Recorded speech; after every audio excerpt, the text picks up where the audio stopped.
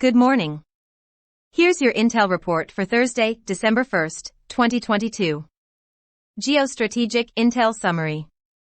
Russia-NATO Situation Report.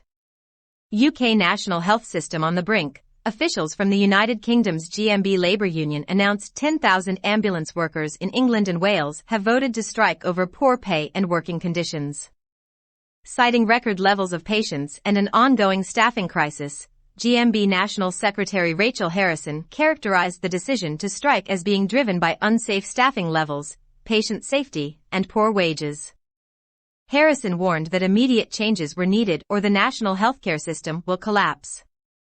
GMB officials said strikes would occur before Christmas, joining planned strikes by 100,000 nurses of the Royal College of Nursing. Western healthcare sectors have historically proven infertile ground for industrial strike actions given an ethical responsibility to patient care and the strong negotiating power of its large, powerful workers' unions. The size of the strikes by NHS members provides a notable early warning indicator of coming workplace strikes driven by the intersection of inflationary pressures and rising consumer costs, with staffing shortages and burnout following the COVID pandemic. Russia to expand nuclear, conventional force readiness. In a televised commentary, Russian Foreign Minister Sergei Shoigu announced that the Russian defense acquisitions budget would be increased by 1.5 times current spending levels. The minister said this level of funding would enable the Russian military to provide enough weapons and equipment to reach a state of 97% constant readiness for all forces. Shoigu also indicated that the expanded funding would also be used to increase the capabilities of its strategic nuclear forces and build new facilities to house its latest missile systems. The announcement reflects a growing arms race between NATO countries and the Eastern Alliance and follows in the wake of Russian officials canceling a planned START nuclear treaty meeting with the United States amid claims of toxicity and manipulation.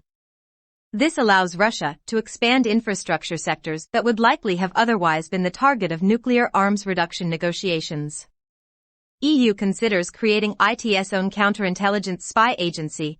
Brussels is moving away from counterterrorism and trying to revamp its counterintelligence programs. The seat of the EU is estimated to have between 2,600 and 5,200 spies on its streets. A European version of the CIA is the favored solution, but security experts think it would be years before the EU could field such an organization. By necessity, the EU security picture fractures along national lines. As national interests compete, it is likely that nations with more mature intelligence organizations will obstruct attempts to centralize intelligence and divide the EU over this effort. Latin America Situation Report. Brazil grain and sugar exports slow to trickle after landslide.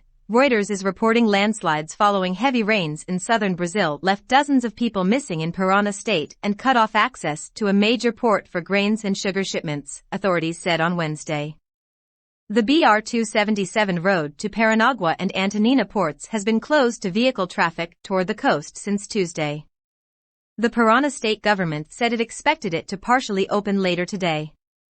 There have been 2 confirmed casualties from the mudslides. Paranagua is Brazil's second biggest port for grains and sugar and arrives by trucks on BR-277. The Port Authority declined to estimate losses from the disruption. China and Indo-Pacific Situation Report. NATO concerned with China's rapid opaque military buildup. On Wednesday at a meeting of NATO member representatives, U.S. Secretary of State Antony Blinken said NATO members were concerned over what he termed China's rapid and opaque military buildup. Blinken said NATO members were working on concrete ways to address challenges posed by Beijing and its alliance with Russia. Blinken said although China's coercive policies, disinformation campaigns, and cooperation with Russia were a significant concern, NATO was committed to maintaining a constructive dialogue with China. China's military buildup, while certainly rapid, is anything but opaque.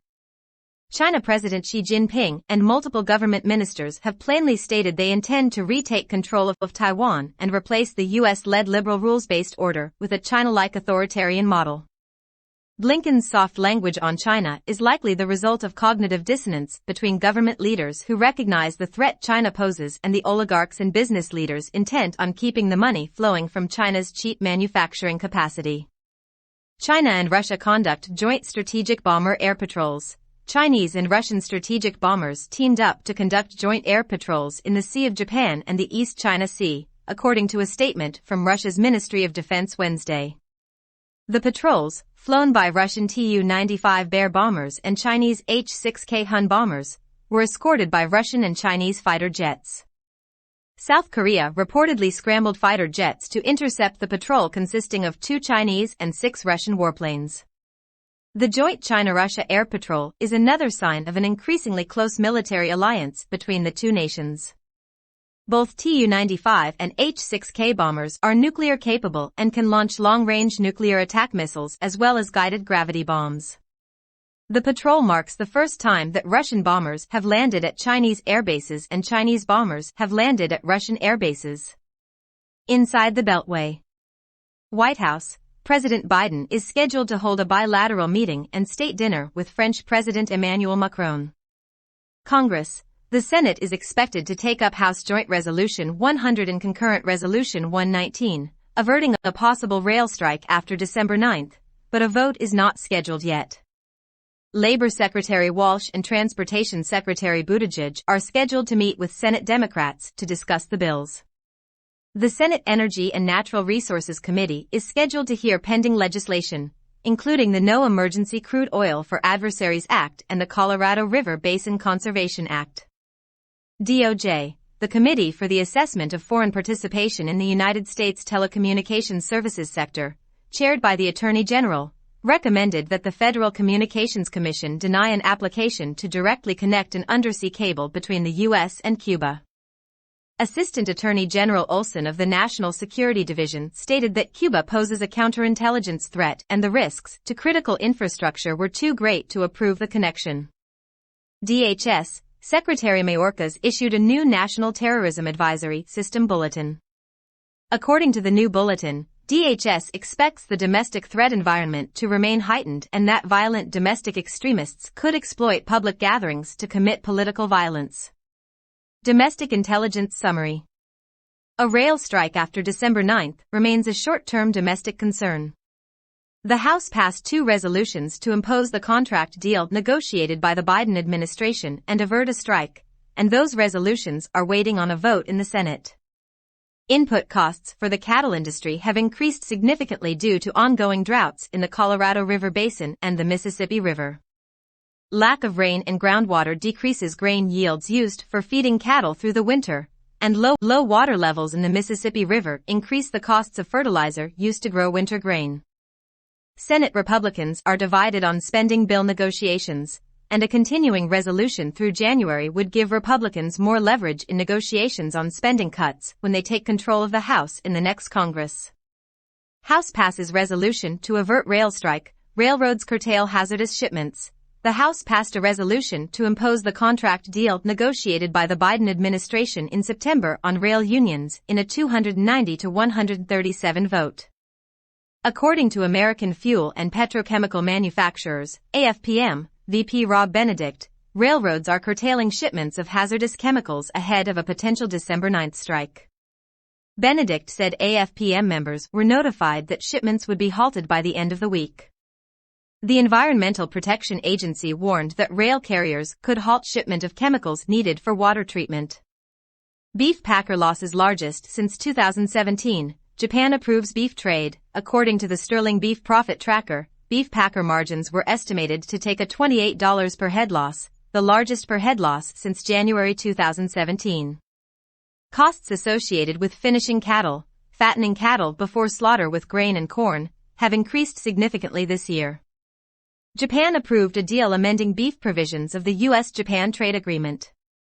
According to Trade Representative Catherine Tai, the amendment will ensure that U.S. farmers and ranchers continue to have access to the Japanese market, the second largest market for U.S. beef exports.